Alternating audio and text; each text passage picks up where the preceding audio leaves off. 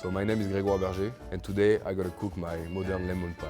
Through the years and the techniques that we've learned, we've been making an evolution out of it. And we used to do a lemon pie that visually was beautiful, but then with the time going and all the experimentation that we used to do, we decided to use the nitrogen to create a shape round and a very surprising effect for the guests, because the guests see a sphere coming with a kind of hat of meringue on the top. Basically, nitrogen, I take it as a fryer, but cold. It will deep freeze it outside and create a very thin shell frozen, but inside is going to remain soft. You find the same emotion, but into a shape that is a little bit more complex.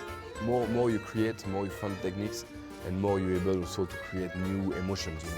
So it's make a bit of the old feeling into the modern way. Of course, find your style and very great visual, and then you nail it.